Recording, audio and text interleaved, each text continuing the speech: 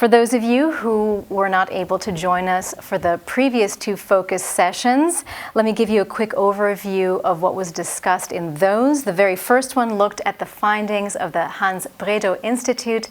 Now, this institute conducted a survey of current EU-level regulations that impact media and discussed how those regulations can be better tailored to ensure media freedom and also to be prepared for the challenges of the future. In our second focus session, we examined whether Germany's Federal Media State Treaty, which is in the process of being rolled out, whether that could be applied as a sort of model or blueprint for other EU countries. And now it's my pleasure to introduce today's session with the central question of how we can find a balance on the one hand between protecting freedom and fundamental values, and on the other hand ensuring that cross-border media regulations are enforced. Now, this is obviously a very complex question that we will be tackling today, and for that it's my pleasure to introduce Tobias Schmidt. He's the chair of ERGA, and he will be guiding you through today's discussion. So, Tobias, the floor is yours. Thank you, Mariana. Thanks to you, and welcome everyone. It would be great to say great to see you, but unfortunately I see only a camera. But on one screen I see my participants for the panel discussion later on, so I'm very relaxed. You're all there, and we have a bit more time until we come to the panel discussion, but best regards to you. Yes, indeed. This is a challenging moment from a technical side, from the surrounding, as we have Corona, and we've got to handle this conference with the tools we have, but we are very glad that we can do so. And so the first I've got to say is, of course, my thanks to the EU presidency to give ERGA the chance to come to this focus session. What is the sense of this session? As we have heard, the first session was more, so to say, the academic approach coming from the Hans Bredow Institute, and thinking about the question, what have we got to do in this new or newer environment that we are confronted with.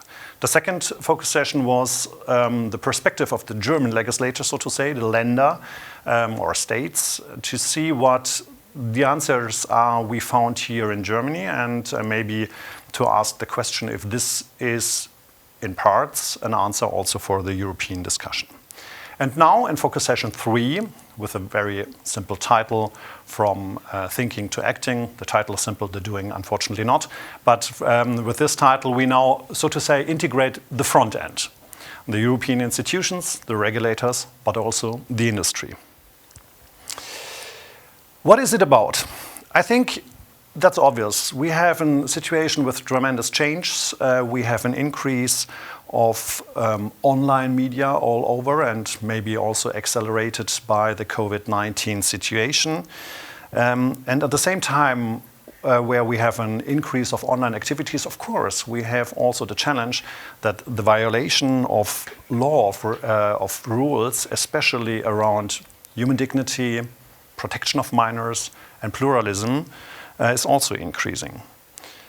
And that means, and that makes it to a European topic, it is that we have also an increase of situations that are cross-border constituted, so to say. So we have situations where we have the challenges, the risks, and the chances not only in one of our member states, but also in between.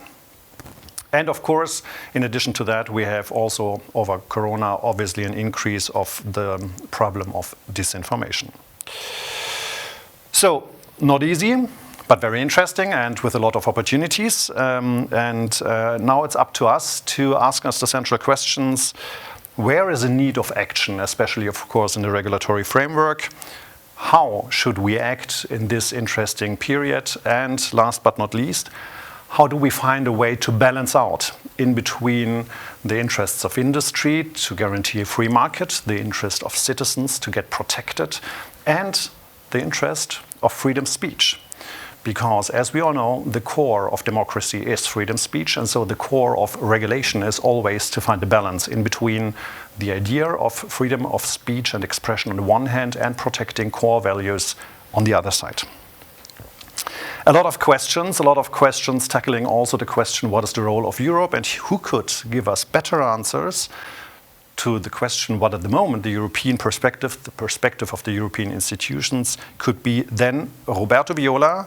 He is Director General for Communication Networks, Content and Technology of the European Commission. And of course, we have had to record his quote, and please listen.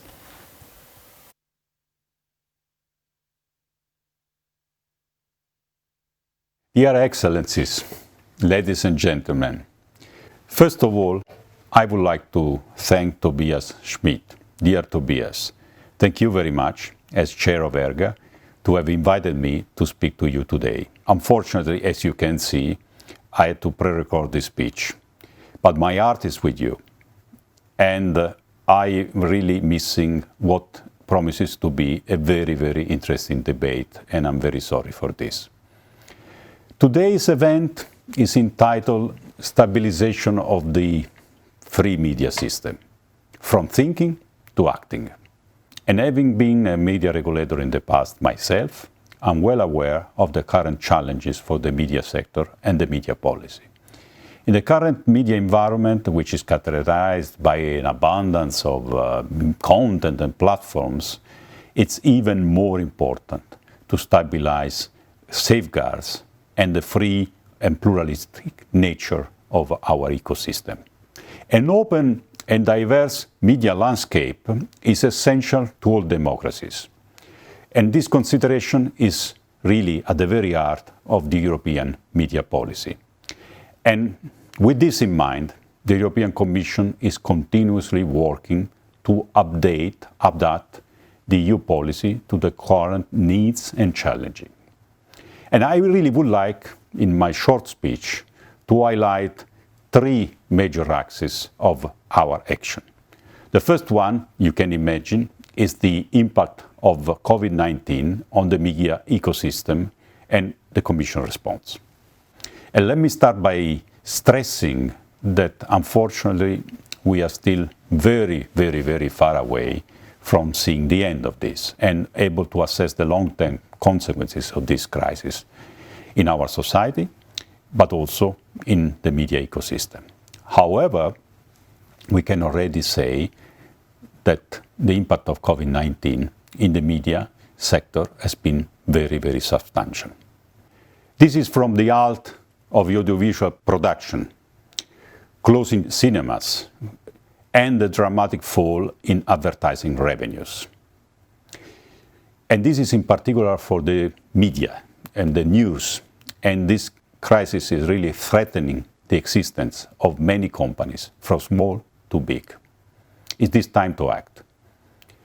At the same time, COVID-19 outbreak has further highlighted the importance of reliable sources of information in our society. Free and pluralist media are the essential watchdogs in healthy democracies, especially in times of crisis. We will strive to make sure that media can benefit from support within the unprecedented help, which is the Next Generation EU Recovery Plan. We are also preparing a media action plan, which will be addressing the immediate support that we need for the EU media ecosystem and all the challenges linked in particular with digitization. In the action plan, we want to take stock of where we stand in terms of financial and regulatory support for the sector. And we will identify further action that is needed. Another issue which was put in the foreground during the COVID crisis is disinformation. The Commission has continued its effort to counter what we can call a true infodemic. And we have very recently published an assessment of the Code of Practice of Disinformation. And we have concluded that the code has really helped to increase transparency and accountability. However, more needs to be done. And our efforts in disinformation and counteracting disinformation needs to really increase in intensity. And this really brings me to the second point I want to make, which is our ongoing effort to update the EU media policy framework. At the EU level, the Audiovisual Media Service Directive, known as AVMSD, is regulating the audiovisual media sector in the single market for the years to come. The revised AVMSD is an important step for safer and fairer media environment for all citizens players. For the first time, we will make sure that viewers are protected online. And video sharing platforms have to respect some common rules which will be important to protect our kids, our families, and the freedom of expression. In addition, ensuring a level playing field is important in terms of promotion of European content. With the new rules, we want to make sure that the new global content players become an integral part of the European content production and distribution ecosystem. I trust that the Member States will ensure the timely implementation of the revised audiovisual rules, and this despite the constraints due to the crisis. Media regulators will indeed be in the forefront, making sure that the new rules will effectively be enforced, in particular vis-à-vis the new players. And by the end of this year, the Commission will also bring forward a proposal for an horizontal next-generation framework for digital services, the Digital Service Act. In this context, we are considering ways to address the market power of what we call gatekeeper platforms to ensure fair competition in digital markets for all players, including media. We will also look at updating liability rules for digital platforms. Overall, we need a clear and coherent framework for all digital services, which is really contributing to a fairer environment for all media players. At the same time, the Commission is working on a European Democracy Action Plan. With this action plan, we want to ensure that citizens are able to participate in our democratic system through informed decision-making.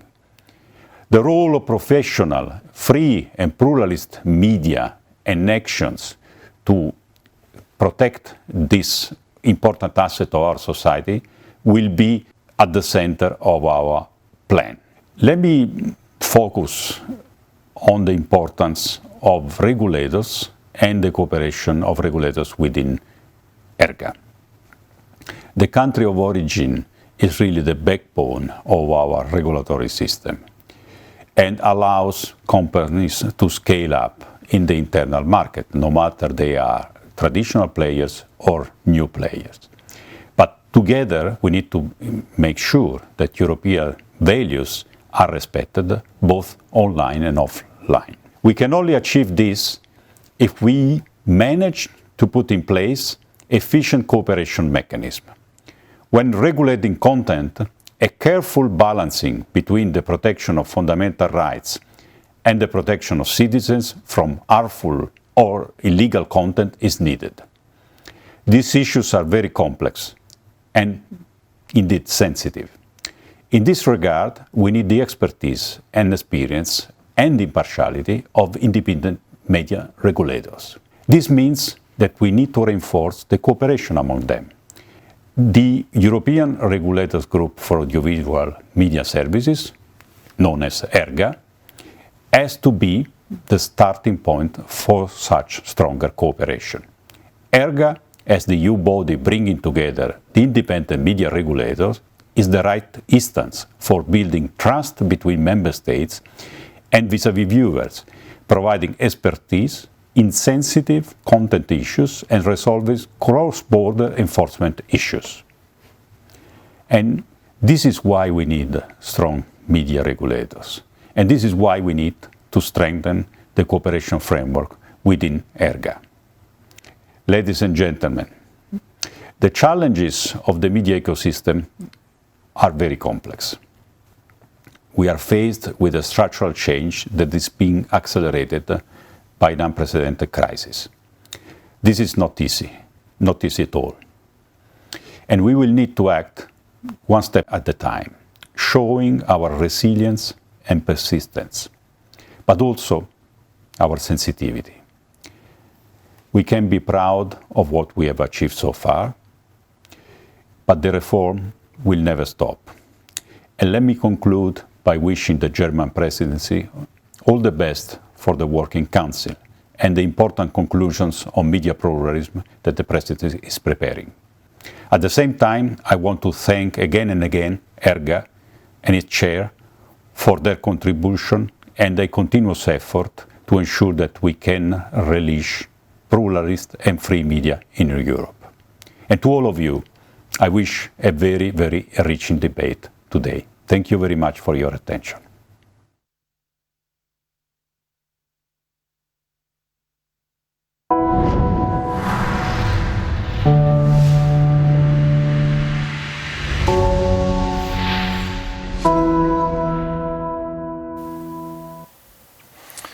Thanks to you, thanks to Roberto and the European Commission for this speech. I think it was a lot of interesting ideas and concrete aspects, and I couldn't agree more, especially to the point that this is a point or a period where we've got to find answers how to protect the European core values as we have human dignity, protection of minors, or freedom of expression. And I think we learned that the role of COVID-19 is a central role, and it's good to hear that Europe is also working on that, and that we continue to find answers, especially for the media industry and also the other parts of media, because, of course, media and culture is an essential good, and this essentiality gets very clear, especially in this period of COVID. We have heard the clear point of disinformation, and we have heard that there is a need of implementation of the AVMS directive as it comes from Europe until September in the different member states. And as we know it from ERGA, the member states are working on that, and that's not that easy in these times of COVID, where the most legislators also on the national level have some other points also to handle. And we've heard that there are two central projects on the European level to find answers also on the European base for the new challenges we have, as there are on the one hand the so-called Digital Services Act, and on the other side also the European Democracy Action Plan. Two projects where I think we will come later on again in our discussion to see if this is the right base, the right format to find answers for the challenging situation.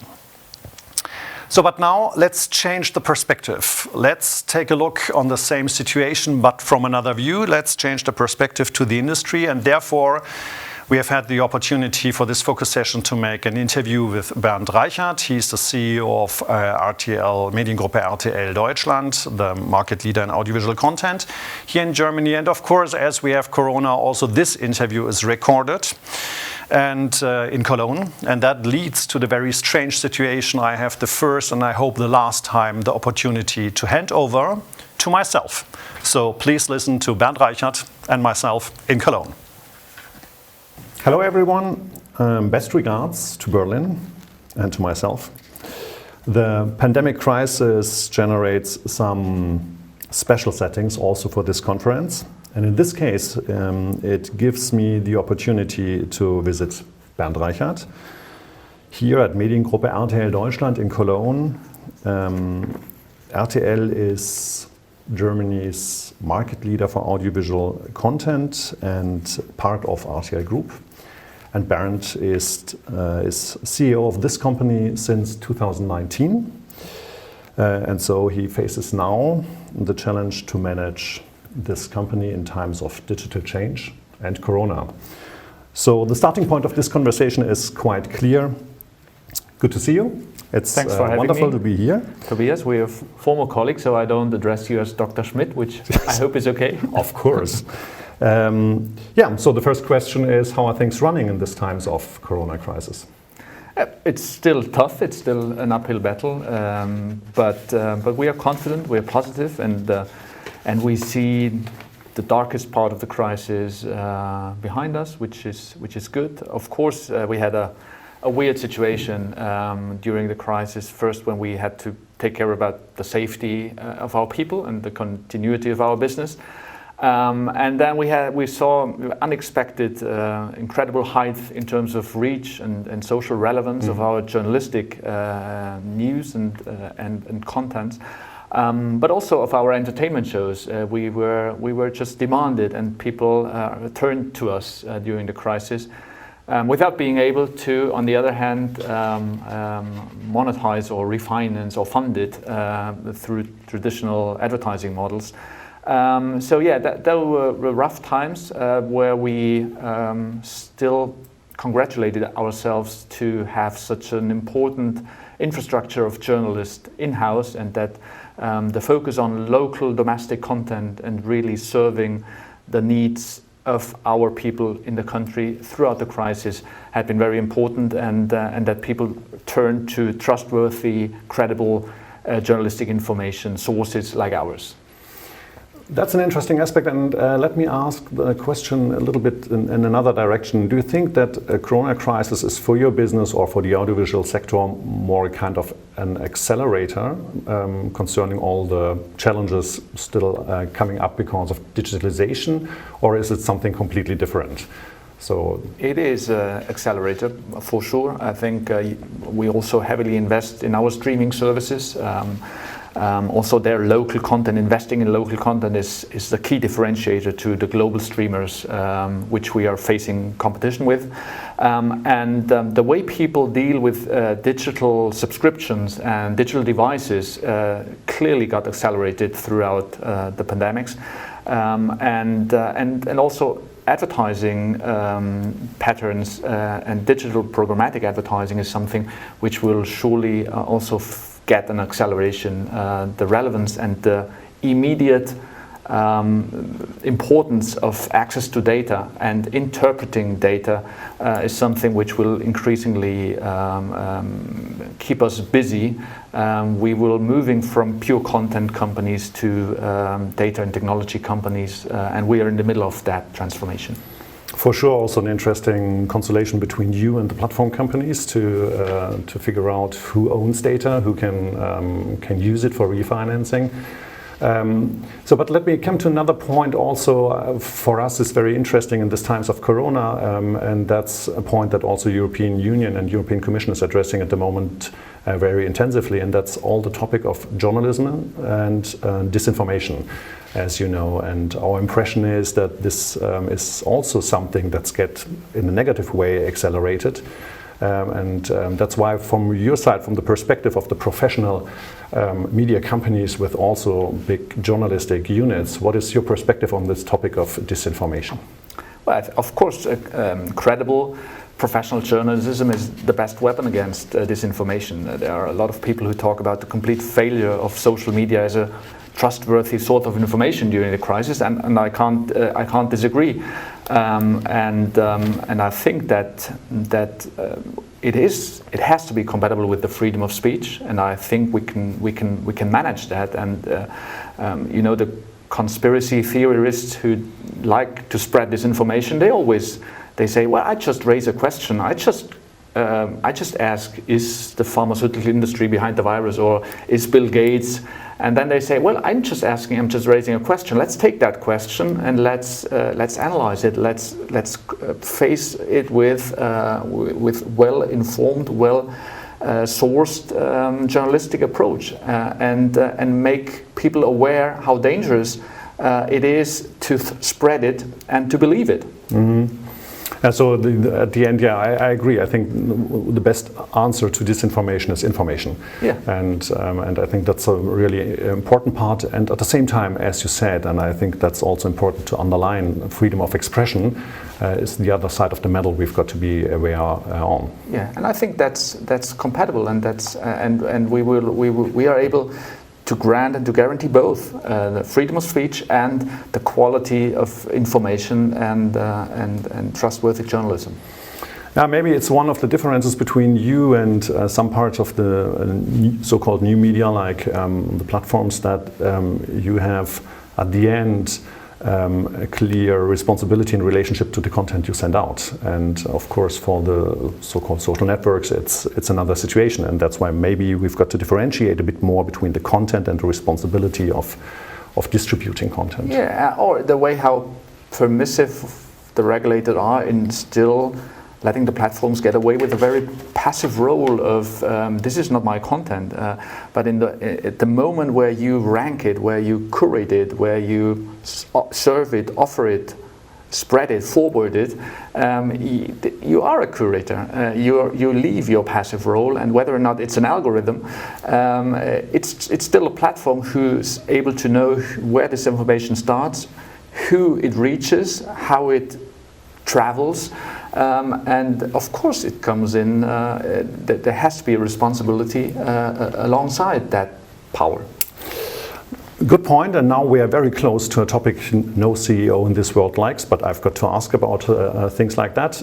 It's about regulation, because of course the point that you described at the end is of course a question how to regulate this the situation we have in media, and the European Commission at the moment is working on the so-called Digital Services Act and is addressing here some interesting questions, I think, also from the industry perspective, because these aspects also are relevant for the question how to proceed in an economic way and how we can balance the different sectors. So I would like to come to 2 points in this, and for sure it's the only pure regulatory question I have. The one is, you know, we have the situation as you described that the platforms are very much in the position that they say we are just distributing and not responsible. On the other side, of course, it's a classical method that you say, first of all, is the person responsible who is generating content, and later on the companies who distribute. But as we have an increasing problem of so-called cross-border violation, we also have got to figure out how to make platforms liable. What is your perspective on that, on this question of liability? You described it just a little bit in your last answer. I do believe that that being distributor and having also the possibility to access the track to see what content is doing and how it's traveling and which is it reaching. We have to increase the liability of them. We have a regulatory system who are well functioning. We feel comfortable in our responsibility of, for example, protection of minors, and some platforms and some web applications are just not or can't be as comfortable in applying to those standards, which I think we should defend in the European democracy. Yeah, good point, I think, and indeed this could be an interesting opportunity for Europe to set up standards from our perspective. And this leads to another point, because Europe always means, of course, we try to generate a common European media market and also one, so to say, territory for our kind of democracy, and the base of that is the so-called country of origin principle, meaning always relevant is the legal system in the country where a company gets active. Now we have more and more cases of, as I said, cross-border issues in between European states, and this leads to the question, how could we protect population on the one hand effectively in every member state, and at the same time not destroy this idea of an European market? And my question is, for the first point I have a clear answer as regulator, that's easy, but my main question is to you from the market perspective. Which relevance has this idea of country of origin for a company like RTL? It's a stability of our economic model. It's an economic factor. It's also giving a safe harbor to our understanding of democracy as well. So I think a country of destiny would definitely raise the question: are we handing over leverage to countries who have maybe a slightly different approach on some ideas regarding democracy or freedom of speech? So in a way, I think we're obliged to set and execute a consistent set of rules across the borders. If we are able to manage that, I think the country of origin is supported sufficiently in order to continue. Okay. This was, as I promised, my regulatory question. Go ahead, so that's what I come back to your perspective for the industry you are working in and are responsible for one of the biggest companies in Europe on that.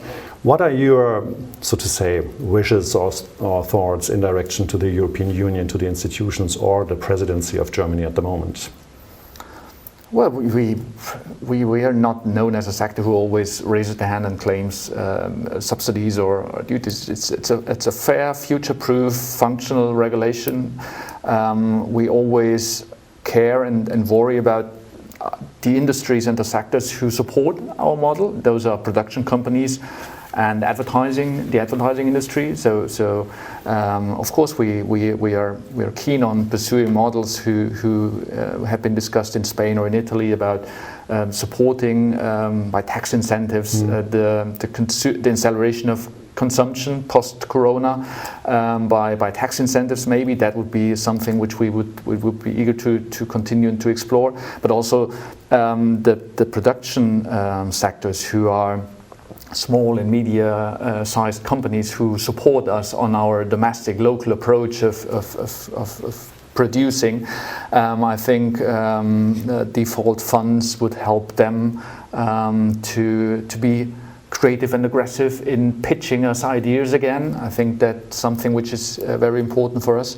And apart from that, we have all we need. We have passionate people who want to invest and go for the social relevance of our content within our respective countries. And of course there are people who say, well, you want to take on Google and Facebook on the programmatic advertising front with your own infrastructure. You want to launch your own streaming platform. Well, good luck. Yeah, maybe we need luck, but apart from that, we have the funding possibilities. We have people who believe that it's fun to do that and to be an entertainment and a news organization. So I am confident, but of course it requires the famous level playing field, and it requires a regulatory framework who is not introducing more hurdles to refinance our investment in technology and content. Okay, so what I've learned out of our conversation is that the key for bringing the situation under control is also to be self-confident and optimistic, to use the opportunities you have and we have. But I also learned that indeed the European Union seems to work on the right topics like disinformation, like liability and solutions for the country of origin area. Mm-hmm. And of course the industry, the classical media industry, is asking for the so-called level playing field, as we know. So from my side, I think that's an interesting result also now for the upcoming discussion, and it shows that at the end a lot of solutions and answers can get delivered from Europe, and I think this is an excellent opportunity for Europe to give the new media environment their own, so to say, attitude as an European attitude. So from my side, thanks a lot for your time. I thank you, well summarized. I think, yeah, let's be confident, let's be enthusiastic, and let's tackle all the challenges we have ahead of us. And thanks for being here, and my regards to Berlin. Have a good conference. Thanks. Back to Berlin.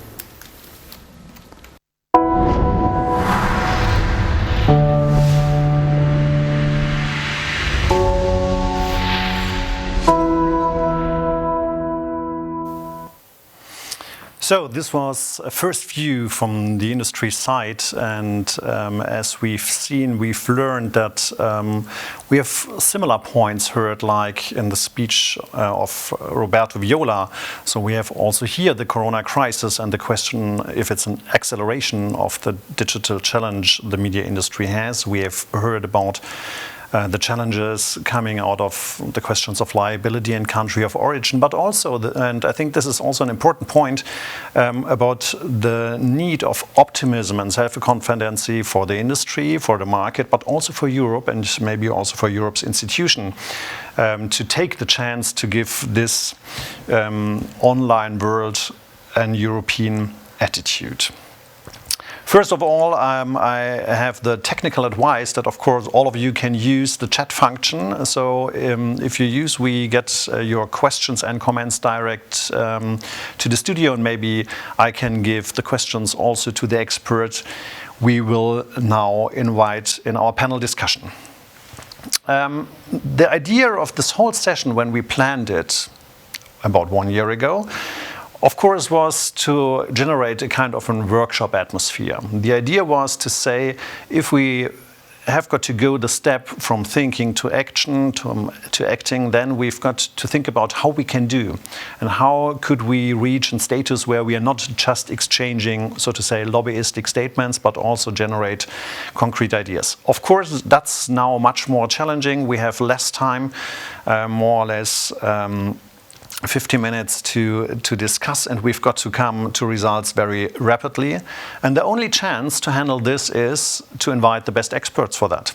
And we're very glad to have them here. And so I'm glad to introduce to you our panel, as we have now from the European Parliament as member Sabine Verheyen. She is not only member of the Parliament, but also chairing the Committee on Culture and Education. Then we have from the industry side Alexandra Lafitte. She's vice chair of EuroISPA, that's the Association for Internet Service Providers, and also, as I've learned, policy officer for the French Telecommunication Industry Association. And then we have a challenge concerning the name. It's Laura Blazevichut. I hope you can correct it when we see you in a second, and I'm very glad that we can use the pre-names in English. So Laura, fantastic to have you here. And also my colleague from the French regulator, the president of Conseil Supérieur de l'Audiovisuel, the CSA, Roch-Olivier Mestre, from Paris. So I think we have all we need for a good discussion. And first, of course, I would like to give every one of you the chance to describe the situation from your view, what you have heard and what your view on this is for the next, I don't know, each of you 3 to 5 minutes. And if you agree, then I would like to start with Laura. And best regards to you. And you've heard your colleague in Cologne, and maybe from your side, because I forgot to say that you're the Director General of All Media Lithuania, the market-leading company for audiovisual content in Lithuania. Maybe it's interesting to hear if you agree what your view on the situation at the moment is. So I hand over to you, Laura. Thank you very much. Hello, everyone, and thank you for having me here. I've been in this industry and this company for almost 22 years.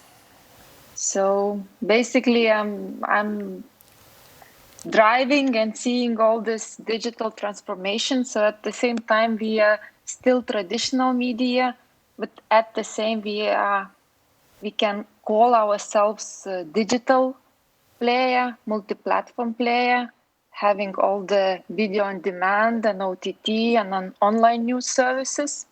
So we are the small market. Even taken together, all 3 Baltics, we are very small market. But the situation we are in, the challenges we face, I believe are very good to visualize situation and what can happen, and also the scale of the digital transformation. So the first thing I would like to stress out is the pressure from Russia-funded TV channels spreading propaganda and disinformation. This is very relevant, and this is happening all the time. So I am happy that Lithuania has been pioneer in setting regulatory standards. And the new directive already will be in place for the other member states as well. So allowing the possibility to ban such channels for propaganda or content that incites hatred or violence. It's been there, and it's been we've been together with regulator cooperating and supervising the situation. Secondly, the competition from the global players is significant. And by significant, I really mean that unreported advertising market that exists in parallel to official advertising market is the same size as official advertising market. So to take Lithuanian market only, it's 100 million euros of advertising market. So we estimate that the same amount is currently goes for the global players that naturally play under totally different rules and conditions. By being not licensed, they can be more relevant these days, which is an issue. They became the major player in elections because we don't know from where political advertising is financed and in what scope. The third thing which I would like to stress is the unfair competition from state-funded national broadcasters. And Lithuania has recently filed a complaint to EU Commission regarding violation of EU state aid legislation and distort of fair competition. And I believe other member states, there are other states that share similar issue. And we are not against competition. And but the rules of the game have to be the same.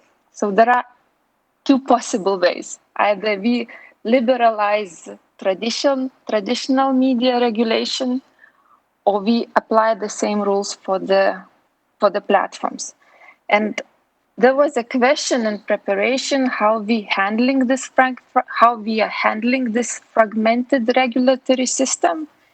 So I like to call ourselves as digital dinosaurs, because we becoming digital from very, very traditional media. We were the first commercial broadcasters in all three countries. So basically, we apply the same thinking and the same responsibility to all our digital services. And when it comes, I always tend to say to our digital people that, we are part of local communities, so we do respect regulatory framework, what's happening there, even if we could hide behind the more liberal regulation of some neighbor country. However, we choose to operate and prioritize the local regulation. So, to summarize the situation in the industry in the Baltics, that is. Okay, thanks a lot. It's very interesting to see, and I think this is a very component you bring into the discussion, that of course we have in some areas a different situation in Europe, as you described, for example, with the influence from countries outside Europe. Of course, we're talking about Russia, and a situation that is, of course, much more dominant in your area. But it leads to, as you described, to the upcoming and increasing problem of how to handle propaganda, disinformation, and all the other topics. And at the same time, of course, we have the challenge to find an answer without destroying the idea of freedom of expression. Not that easy. And I think one interesting point I would like to underline was when you described the problem of political advertisement, I couldn't agree more. But it shows also that it's not easy to find solutions for that problem as long as we do not have clear definitions. What means political advertisement? What is advertisement that is allowed and what is forbidden, and so on. So I think here you underlined a critical point. Of course, the financing structure between public and private media is always an interesting discussion, but at the moment not the key focus of the AVMS. But the last point, I think, is that I hope that the implementation of the new AVMS directive helps a little bit to level out the playing field in between the different participants. But maybe we can come later on, especially on the question of disinformation and so on. And I would like to stay on the industry side and perspective, but change, so to say, the kind of industry, and would like to hand over to Alexandra, the perspective of the internet service providers. Of course, in the discussion in the last sessions, often addressed but not as often participant of the discussion. So that's why I'm very thrilled to hear what your view on the situation is. Alexandra. Thank you so much, Tobias. This is also a very massive pleasure for us to be here.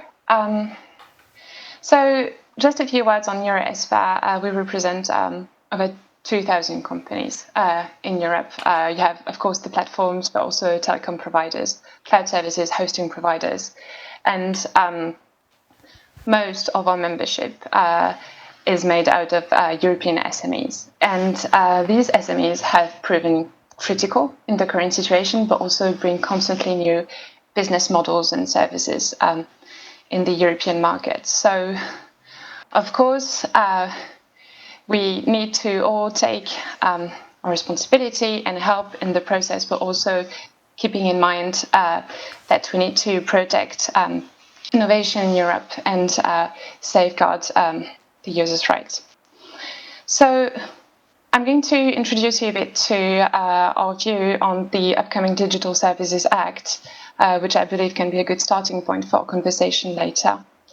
First of all, regarding the evolution of the existing framework regulating online intermediaries, we would strongly advocate to make a distinction between the current existing categories of the e-commerce directive, so which are pure hosting service providers, caching, make content, which in our opinion needs to be protected as they don't really play with content. And also next to that you have new services which are algorithm driven, which are more consumer facing, have more control on the content that they host, and also have a more clear focus on user generated content. So we believe that this new category, which also entails social media platforms, for instance, should be subject to new statutory obligation in terms of tackling illegal content as compared to other ISPs. But once we have said that, we have a new issue, is how can we protect European citizens online, but also defend our European core values of mostly freedom of expression? Because we believe that these values need to be protected at the highest level in a context where if we require online platforms to step up their efforts in terms of management of legal content, we also don't want to shift to the other end, which would be the over-reporting of content and over-removal of content. So we've developed 3 guiding principles, which I believe could be a good starting point for our conversation. First of all, that any new obligations to act against content should be balanced with obligations to treat the user fairly. So we should impose clarity as to the rules and restrictions, transparency as to what rule is said to be broken, but also independence of decision making, a right for the user to be notified, and a right for the user to appeal a content removal decision. Number 2 is that when companies take voluntary actions to moderate specific kinds of lawful contents, they also should comply, of course, with European fundamental rights requirements. And third, in order to strike a balance between user protection and freedom of expression, we believe that digital services should be afforded a liability exemption when they apply in good faith procedures designed to tackle illegal content, if these procedures contain measures to preserve fundamental rights. And last but not least, a few words on cross-border cooperation. We believe in horizontal rules across the EU in order to preserve the single market, and we also believe in the country of origin principle. But also with regards to the current situation, we can only applaud the idea of enhanced and comprehensive cross-border cooperation. We also have a worry in our sector, is that some member states have been regulating the field of intermediary liability at national level, which in our view weakens the EU discussion and could fragment the single market. So we encourage an harmonization of the rule, but also think that some specific mechanisms, such as notice and action, could take place at national level in order to ensure a better cooperation between intermediaries and the regulator. So as a conclusion, what I've outlined here is a position that it took us 2 years to achieve. We've been consulting with regulators, stakeholders, civil society. So we believe it's up to the challenge and can also protect the users' rights. But we are very much looking forward to the discussions to come and to move the conversation further. So thank you. Thanks a lot, Alexandra. And just in between, I get the information that I could again inform you all that you can use the chat function. I think it makes sense to listen to the comments from our experts, and then we can bring into the questions into the discussion. But coming back to you, Alexandra, I think that indeed that seems to be getting obvious that we around the question provider and what characters of providers we have. We have a regulation where we've got to, to get a bit more differentiated. That seems to be more or less obvious. Interesting is the point that you made that the situation at the moment leads to a tendency in some member states that there is a stronger national regulatory approach instead of pan-European. And I think this is also a point we should put the focus on in the second half of our discussion, what the reason therefore is. Because maybe the reason is also that if we would like to stabilize this European idea, we've got to find answers and not excuses. And that's of course also a challenge. But here I'm talking about things my colleague in Paris knows much better than I do, because now we come to the question of regulation and the perspective of a regulator to the actual situation. And Alexandra described a little bit the cross-border challenges and also the challenge of the different characters of platforms. And so to you, Roque Olivier, the question, what is your view on the situation as a regulator in one of the biggest European member states? What is the perspective of CSR and yourself? Roque Olivier. Good morning to everyone. First of all, many thanks to the German presidency of the EU Council, the European Commission, and to you, Tobias, for the organization of this event. As you said at the beginning of the meeting, in many respects, the fight against illegal or harmful content online, especially on social media, has received growing attention from public opinions and policymakers over recent years. And this topic is currently on top of the political agenda in France and in other countries like Germany, the UK, or Austria today. And so we're very happy to see that the European Commission has initiated this important debate with its public consultation on the DSA. For us, it's a great opportunity to try to invent a new model for the regulation of online content platforms in Europe. As you said, the fundamental values that have underpinned audiovisual content regulation in Europe to date, in my opinion, remain as relevant as ever in the online environment, regardless of the form of content. Freedom of expression, protection of human rights, pluralism, honesty of information, protection of minors, shall be preserved in the online environment the same way we protect them in the offline world. I think there is today a clear consensus about this in Europe, and therefore a specific regulation for the role that online content platforms play is now vital to protecting these fundamental European values within the single market. Moreover, the approach we support should cover both illegal and harmful content as well as disinformation. However, the actions taken should always remain proportionate in order to preserve freedom of expression. This is why we should require online content platforms to take different actions depending on whether they have to deal with illegal, harmful, or disinformation content. So what does this mean for the online content platforms in terms of responsibilities and duties? We believe that a system of graduated liability for online content platform services should continue to apply.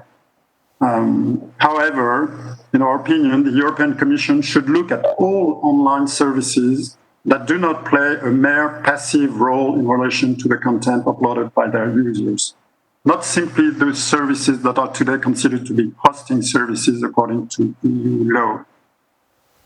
Then online content platforms should be made subject to a general duty of care. I mean that they should be required at first to build in safety features into the design and the operation of their services. And second, to take measures aimed at protecting their users from illegal and harmful content as well as disinformation. In that respect, the provision foreseen under the revised AVMSD in relation to video sharing platforms could be considered a helpful reference. In order to ensure they enforce their duty of care in a transparent and proportionate manner, as Alexandra said, platforms should be required to demonstrate compliance before independent regulatory authorities of the EU member states. And these authorities should be, of course, granted with all the appropriate powers and resources. Last point I want to touch upon is which regulatory authorities should be in charge. First of all, I think that the enforcement of any content-related framework, in order to be relevant, must take full account of national specificities, be it cultural, historical, even linguistic. But we must also ensure consistency across the EU. Therefore, we have to do two things. First, give the authority in the member state which is best positioned to act the ability to do so. And second, to design effective cooperation mechanisms between the national regulators of all EU member states. And from that perspective, the DSA is an opportunity to examine the fitness of EU's rules determining territorial jurisdiction in respect of online services between member states. To me, the objective should be to reconcile the idea of creating one single market, digital single market, with all member states, legitimate interest, to afford the best protection possible for the national citizens. It should be materialized in an appropriate division of tasks between the authority of the country where the service is established and the authorities in the other member states. And finally, close cooperation between national regulators is necessary. In my opinion, the idea of creating a new EU agency overseeing multiple areas of regulation from Brussels would clearly fail to reflect the diversity of regulatory issues and national specificities. Instead, we firmly believe that it would be much more efficient and appropriate to have a network of national regulators working together to monitor how cross-border online content platforms comply with the duty of care I mentioned. And in that respect, I think the ERGA plays a major role and should play a major role in the future. Thank you. Roch-Olivier, thanks to you. And I, of course, as chair of ERGA, can underline the last point, because this is not only an important point, I think, for the French regulator to make clear that we need a strong collaboration in between the European regulators, but between European regulators as independent regulators and not as one body. And this is not only, can say, the opinion of our French colleagues and also ourselves in Germany, but it is also the opinion of the members of ERGA and the different national regulators. But this just to give it to the protocol. I think it is getting clear in the first comments, in the speech of Roberto Viola, in the comment of Bernd from Cologne, but also the points that Laura made and you, Roch-Olivier, and in parts also Alexandra, that there is an increasing need of clarifying things and to find answers for the questions: who's responsible for what? The question of liability. How to act with cross-border situations to take care that there is not an, so to say, danger for the pan-European market. So if we would continue with the country of origin, we've got to find answers for that. That's getting also obvious. we've got to find answers for effective regulation because, and this is, I think, also something I've heard in all our comments, we've got to find the balance in between protecting core values, sometimes also protecting integrity of states, like we've heard from Lithuania on the one hand, but protecting freedom of expression on the other side. So a lot of very interesting aspects, and not only interesting but also challenging, and maybe something where we need answers from the legislator. Because, and I think here Roch Olivier and myself agree, we as a regulator can execute law, but therefore we need law. And responsible for the law at the end is the parliament. That's why I'm very glad to have also Sabine Verheyen in our panel, and she is, as we know, expert for this area. She's one of the most influential parliamentarians in the European Parliament we have, and also chair of the area for Culture and Education Council. So that's why I'm glad to have you here and would like to hand over to you and your first impressions and thoughts about this not easy task we have to discuss today. Unfortunately, at the moment, we can't hear you. Maybe your microphone. Now, I think you can hear me. Excellent. Thank you very much. Thank you very much, Tobias Schmidt, for inviting me to your discussion today, particularly on the stabilization of free media systems, notably in the context of the forthcoming proposal on the DSA, but also on the implementing period now for the AVMS we decided on at the end of the last legislative term. Over the last decades, the CULT Committee has defended and promoted fundamental rights and union values, in particular freedom of expression and information, the media pluralism, and the cultural diversity, as well as the rights, for example, of the child, as enshrined in the treaties and the Charter of Fundamental Rights of the European Union, whilst on the other hand guaranteeing freedom of expression, information, opinion, and of having a free and diverse and pluralistic media landscape. I would like to stress that such fundamental values have always constituted the basis of media content regulation at union level, and that they are of ever increasing importance in the current online environment, in particular with regards to platforms regulation. These are core values to the revised Audiovisual Media Services Directive, which is the greatest achievement of our committee of the last legislative period, and I consider essential to protect such values when addressing the future of the media sector, notably with regard to the forthcoming DSA. And as you know, in some statements before, it was stressed that we should get a kind of level playing field when it comes to regulation between classical media players and the new digital players and platforms we have in the market. That is what we try to do with the Audiovisual Media Services Directive, to bring also a kind of legislation and a level playing field, especially when it comes to transparency, also to the platforms.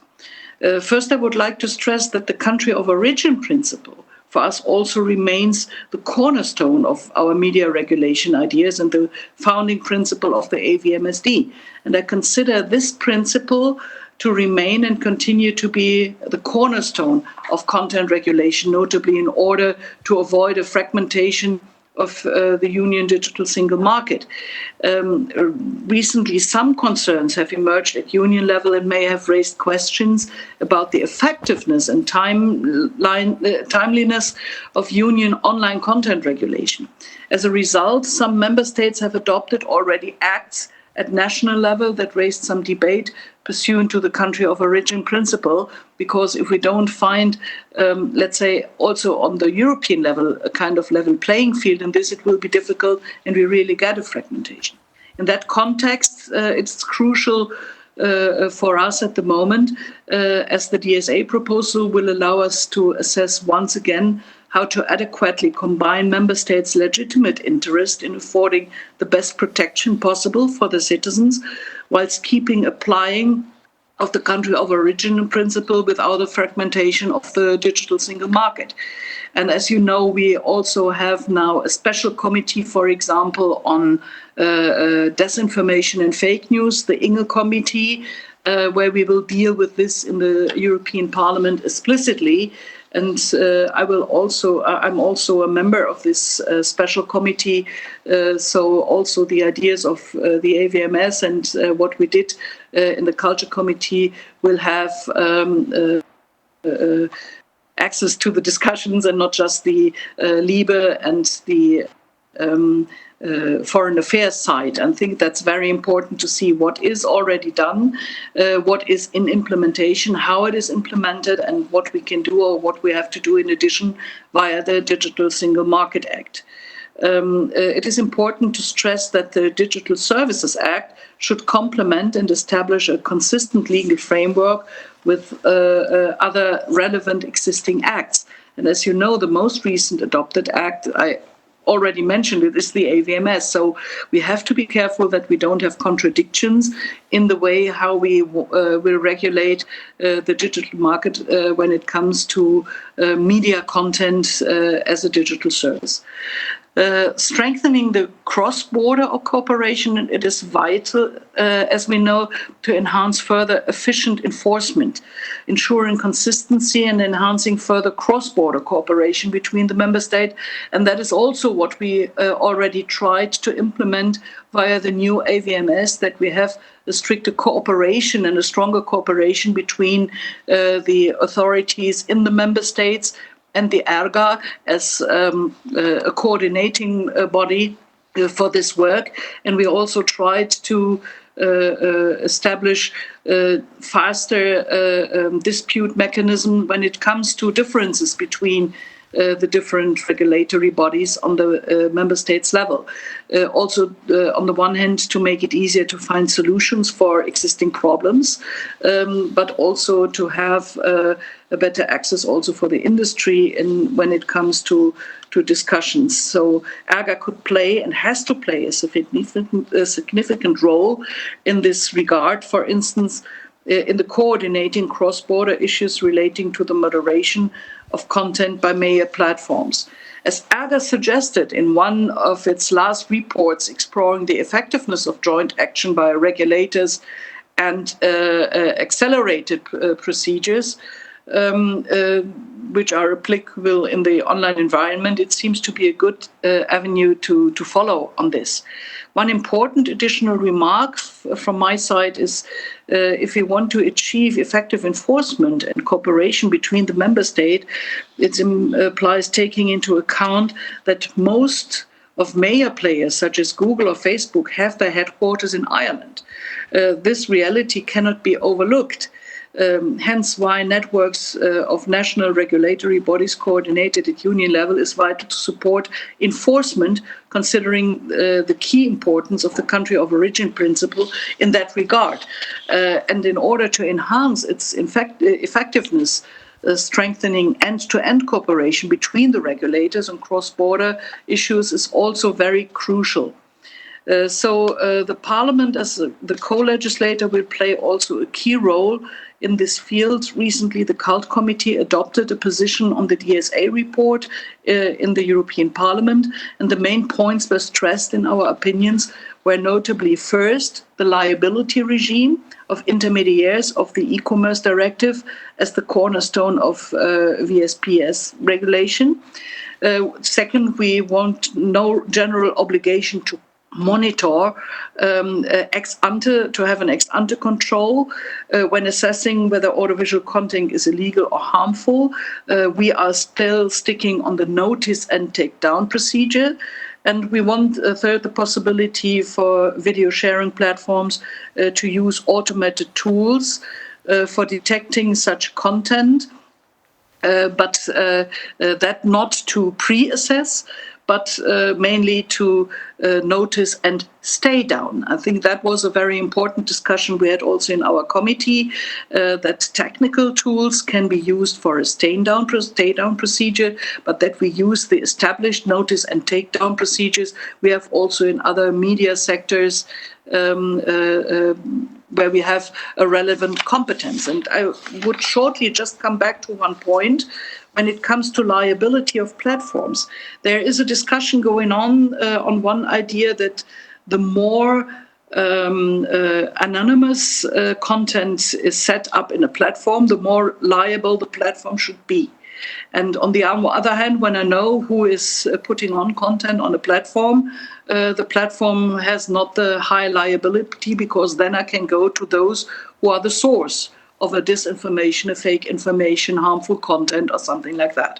I think that is an idea we should further discuss about, because that might be a kind of guideline how to deal in future with rules for platforms and digital players when it comes to liability and the new role they are playing as aggregator, promoter, and advertiser of content. Absolutely. Thanks a lot. Very interesting point. Your last point, I think, is very close now to our last part today, because it is very close to the question how to solve the problems. As we have now described the issues from the different perspective, we have now the challenge that we have something like 20 minutes to solve all this. But maybe the European Parliament, the European Commission, and the member states have a bit more time than we have. But I think if we could generate the last point we've heard from Sabine Verheyen as one concrete idea to solve something, and if we could generate more of this, 2 or 3 points, then I think it was worth to do this session, beside the fact that it's always a pleasure to talk to you. So we come to our last round, and that's one of the downsides of this online construction and video conferences, that of course we are not that dynamic like we would be on a normal panel. So that's why I do again round, and of course I've got to ask you to have a little look on the time. And I would start again with the industry now, coming to the question how we can solve problems. And maybe we can start in this case with Alexandra, because I think Sabine Verheyen's idea at the end addressed something important. The question how to handle liability. And I think this is not only important as an abstract or academic question, it is important because of another point Sabine Verheyen said, that if we would like to continue with the country of origin, if we would like to continue with this idea of a pan-European media market and a free democratic European media market, then we've got to find answers on the European level, and that's the only way to take care that we got not a renationalization, I think. Because on the other hand, of course, we've got to protect our citizens. And I think here the platforms, the internet platforms, play a central role. And the question how we handle this liability in the system, I think, is also important. And it's important because of 2 things. Democracy in Europe on the one hand, but also the question how to stabilize a market. And so latest on this point, we should have a common interest also with the industry. So Alexandra, I ask you, what is the perspective of the industry to take over responsibility and to take care that we can stabilize this free media market in Europe? Hi, that is a very broad question, but I think I'll come back first to something that Olivier highlighted earlier, which was this double view, first of all at European level, with also domestic interaction that can give some more context-sensitive information to help determine what is illegal and what is not. And I think it's really important that we have this common EU framework with common rules, and then we can engage with our own regulators to distinguish what is specific between France and Italy and Germany, for instance, because we don't have all the time the same culture. So I think this is a very important first point. The other is that, and you also highlighted it, any action should be proportionate. We are very keen on working with the regulator, with the community, to tackle illegal content. But we also would like to highlight that there is a real danger into putting disproportionate obligations, especially in terms of content regulation, because this could lead to a few things, which is, first of all, and I think we all know that the technical solutions are not 100% working and can lead to over-removal of content and thus harming freedom of expression. But also the costs for SMEs would be very high, and we have this fear that if we put more and more disproportionate regulatory burdens, especially burdens that involve making big technological investments, we will push SMEs and smaller companies and even bigger companies out of the market and just leave the internet up for a few players. So this is really something that needs to be taken into account, that we don't centralize the market while still allowing it to grow and expand and creating the liability regime that will also allow for innovation and new services. Yes, I think that's an important point to have a look on also the question of size of companies in relation to responsibility. Okay, thanks for that. I would like to come again to you, Laura, with another point and also a question we get from the audience. It's more about the economic situation of the media market. And of course, my question is, when you have now the opportunity to address some wishes into the European institutions, what are your wishes to stabilize this media market with the tools we have in Europe? And the question coming from the audience is an interesting one. How could we guarantee independency of media when we at the same time are talking about financial support from the states to media? So that's, I think that's an interesting question, and maybe do you have an opinion to that? So, up to you. I will probably start with very concrete solution, what could help in certain situations and what is still missing. I think when we all speak about consistent cooperation between regulators in different member states, but we still miss very clear and concrete time frame for responding to any inquiries and requests. Because what happens, we see the issue, we report the issue or local regulator, but as there are no rules and clear framework when other country has to respond and report, and when it's solved, usually it's too late. And that, betting, gambling, political advertising, hazardous businesses. So it's and that affects also commercial market, because basically under the national legislation, for example, gambling is not allowed, but gambling companies, they spend huge amounts on advertising outside what is governed on the platforms, and that doesn't fall under local regulation. On the other hand, I always also say that to our journalists, freedom of expression is it's big responsibility. And it cannot be written and described and defined on paper, so it always comes from everyone's values. And it's probably the reply to funding from EU to local medias. It always goes back to the basic values. So of course, it's the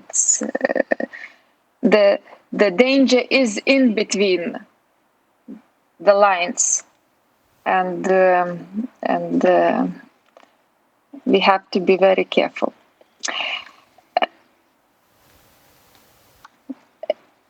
There is one more point that I would like probably to encourage all of us to think about, the regulation that accelerates as fast as the technology, because looking holistically, any platform has the elements of traditional media already, and any day can become broadcaster, content creator, and the same as the traditional media. We are all platforms at the same time already. So, and we still have 2 directives, and we still have different regulation authorities. So the more we talk, the more different authorities talk and align those directives, I think it can help in the future, not to solve the past problems, but to prepare for what is happening in 10 years, because time flies. Thank you very much. I think that's helpful, and a clear answer to the question what your concrete ideas are. So we have rules in between regulators, more effective regulation. You pointed out the level playing field, not only in between public and private broadcasting, but also between online and the classical media, so to say. And of course, freedom of expression is something that is a general responsibility.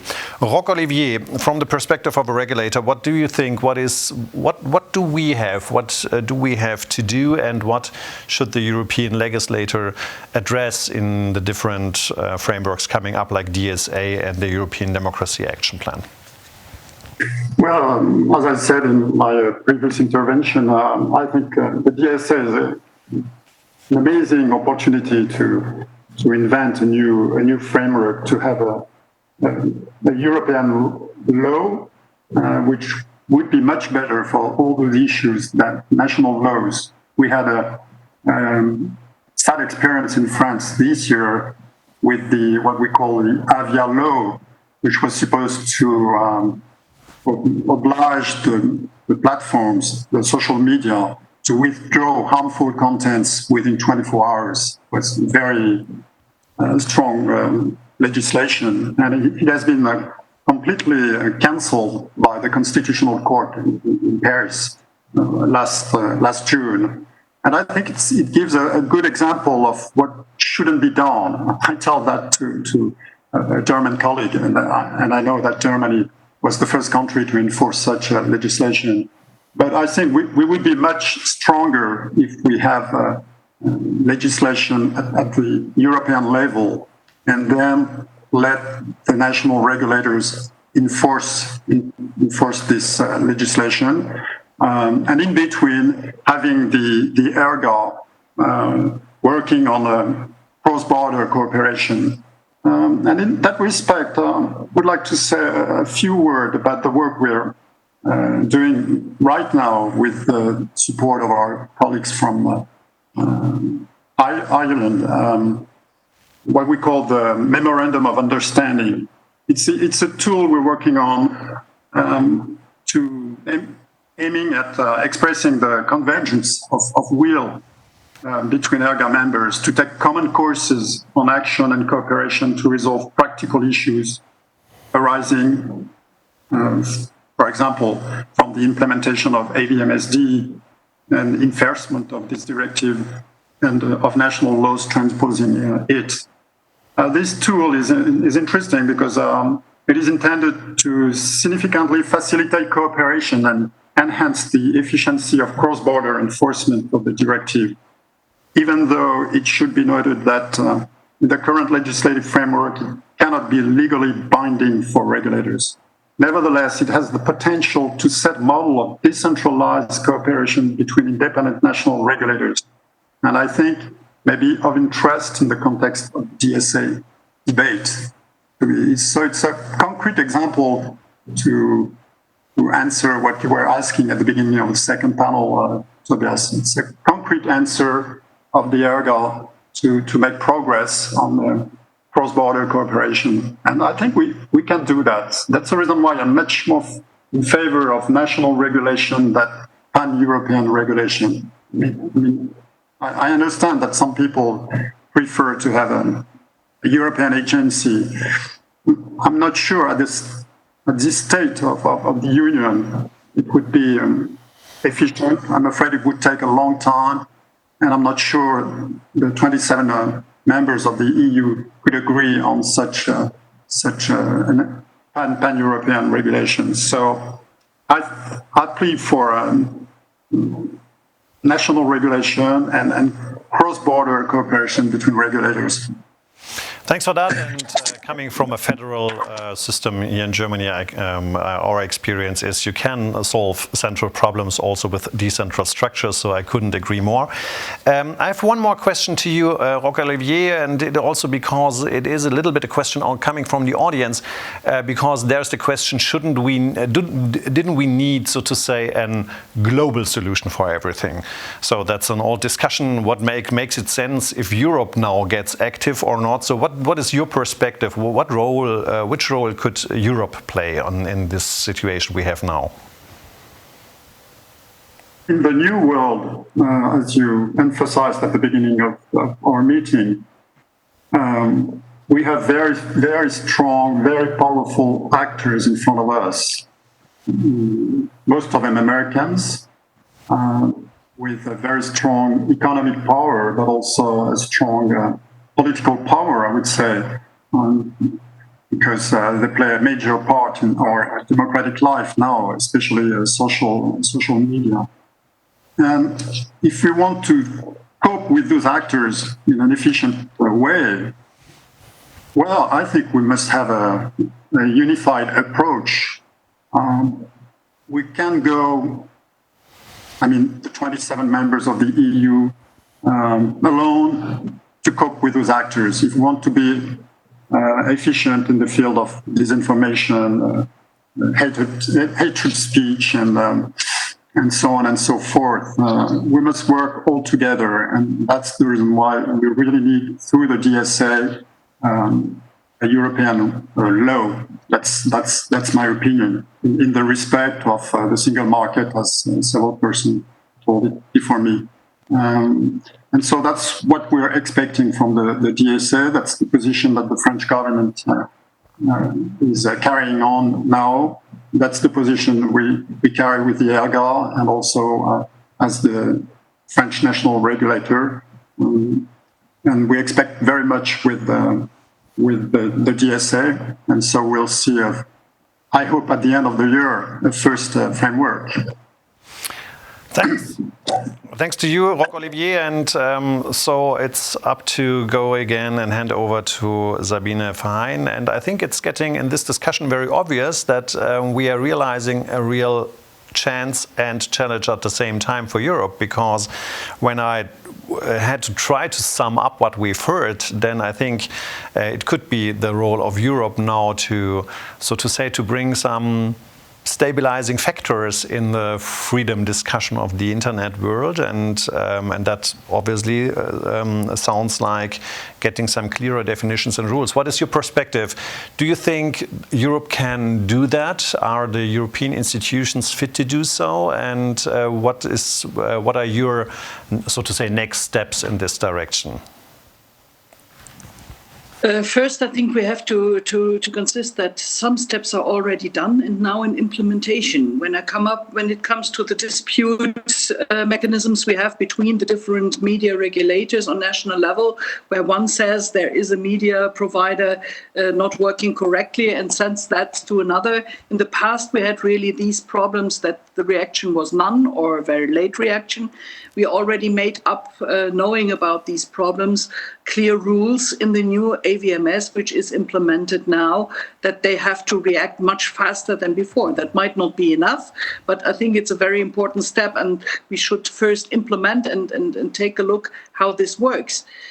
Because in the end, it is still like this, that the media competence lies also in the competence of the member states. And as we have a subsidiarity principle, it is difficult to take everything to the European level. So the coordination role also of ERGA will be a bigger one than in the past, because we now have the players of the digital market, the media platforms, which more and more take over also the role as a media player for information. And I come back to the point that we have to first find clearer definitions on platforms as such, how platforms are working, what is the character of a platform.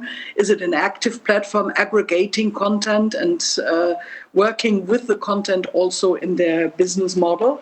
or is it really just a passive infrastructure?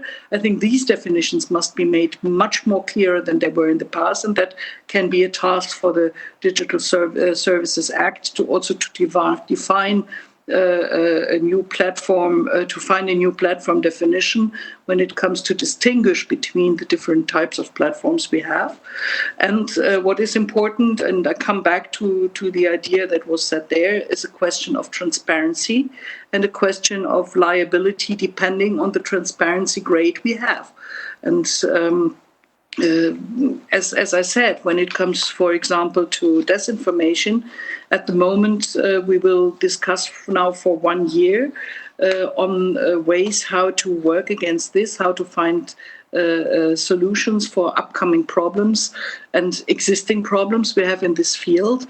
And for me, it is very important to find the right balance between the rights we have, freedom of expression, which are also, these rights are tackled and impacted through the actions we have in some European member states too. We have to keep, on the one hand, we have to send clear signals for this freedom, but this freedom of expression has its borders where we impact the other fundamental freedom rights. And to find the right balance is quite difficult in a general approach on the European level, because it also depends on the societies and on the different member states' characters and regulations that are already at stake. And that's the reason for me why I think we need guidelines from European level, but the legislation as such must be done on the national level. But we need a coordinated approach so that we don't have a too big fragmentation. It would be easier if we have a full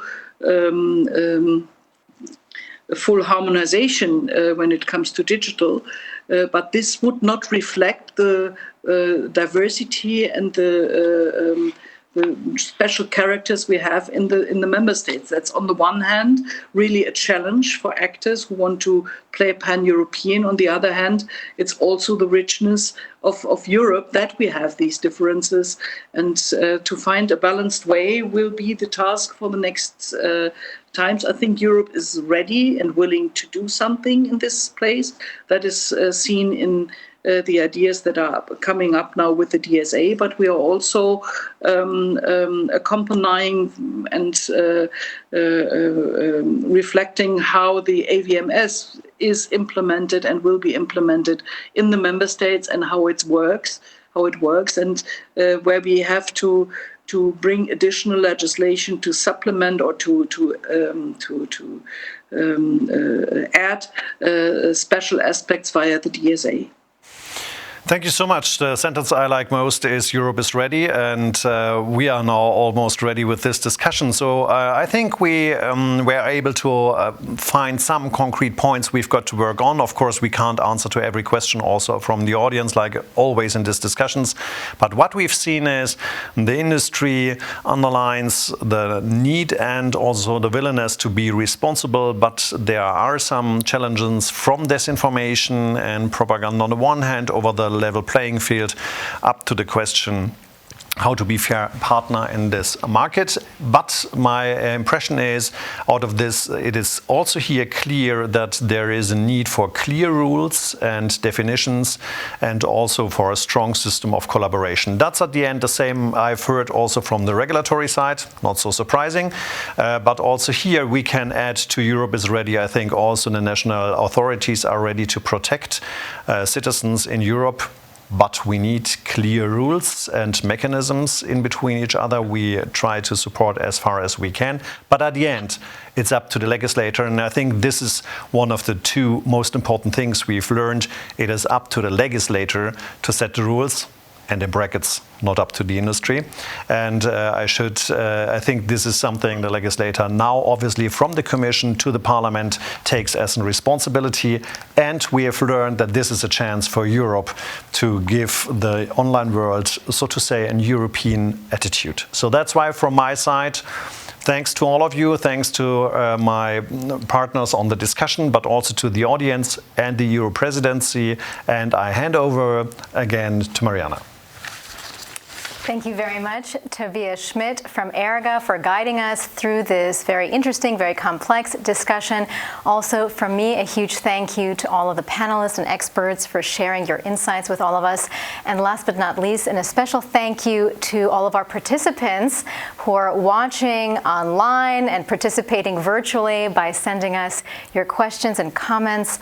You are making this discussion real, and despite the coronavirus challenges, a very fruitful and multifaceted discussion. So a quick look ahead. Our next focus session will take place just 2 days from now on the 24th of September. That will be chaired by the European Audiovisual Observatory, and we will be looking at media platform regulation for advertising and youth protection. Our 5th and final focus session will be held on October 1st. That will be chaired by my broadcaster, Deutsche Welle, DW, and we will be looking at the impact of artificial intelligence on journalism. So thank you everyone for participating today, and we hope you join us again in the coming days and weeks for the next focus sessions. Thanks for watching, and wishing all of you a wonderful rest of your day. Goodbye.